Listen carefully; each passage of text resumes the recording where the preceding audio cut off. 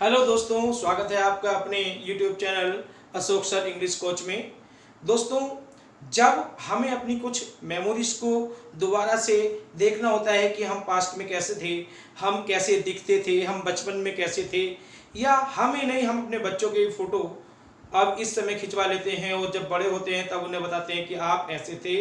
तो ऐसी ही एक पोएम को लेकर के आज हम आए हैं जिसका नाम है अ फोटोग्राफ, और जो कि कंपोज की है शर्ली टॉल्सन ने। उन्होंने अपनी माँ के फोटोग्राफ का इस पोएम में वर्णन किया है। तो चलते हैं। वो कहते हैं कि यह फोटोग्राफ जो कि कार्डबोर्ड पर बनाया गया है, कार्डबोर्ड पर पेस्ट किया गया है, तो यह कैसा है, और इसमें जो मेरी माँ की फोटो है वो इस समय कैसी, उस समय कैसी होंगी जबकि ये फोटो है। तो देखिए, वो सोच रही हैं अपने आप को कि वो माँ जो उनकी माँ है वो कैसी थी।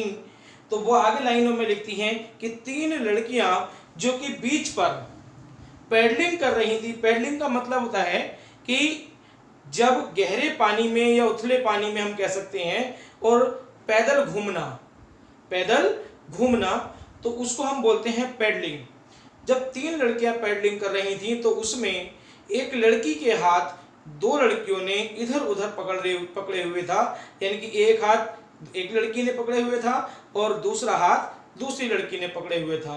और जो बीच में लड़की थी वो लगभग 12 वर्ष की थी और वह बहुत सुंदर थी। तो इसका मतलब है कि वो अपनी माँ का वहां पर वो वर्णन कर रही है। और वह आगे कहती है कि उस समय जब वह 12 वर्ष की थी और पैडलिंग कर रही थी, तब एक स्थान पर वो खड़ी हो जाती हैं, और क्योंकि हवा चल रही थी, उस समय हवा तेज थी, तो उनके बाल उनके चेहरे पर आ रहे थे और वो स्माइल कर रही थी। स्माइल वो इसलिए कर रही थी क्योंकि वहाँ पर एक फोटोग्राफर अंकल वहाँ पर उनका फोटो खींच रहे थे।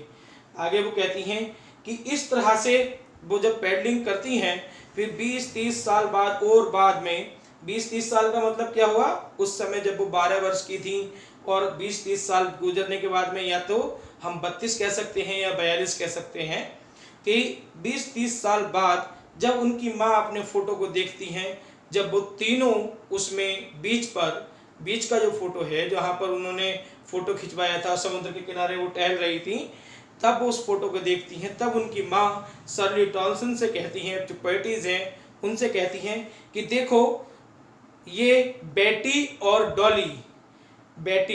डॉली कितने अच्छे वस्त्र पहने हुए हैं, और इन्होंने कितने अच्छे वस्त्र उस समय मुझे पहनाए थे, और वो खुश होती हैं। तो यह देखकर शर्ली टॉल्सन भी खुश होती हैं, क्योंकि उनका केवल एक ही इच्छा थी, उनकी माँ का खुश होना। और उनका वह पास्ट, जो उनकी माँ थी, उनका पास्ट था कि उनका खुश होना, उनका वो फोटोग्राफ, लेकिन पोएटिस का पास्ट था उनकी माँ की हंसी।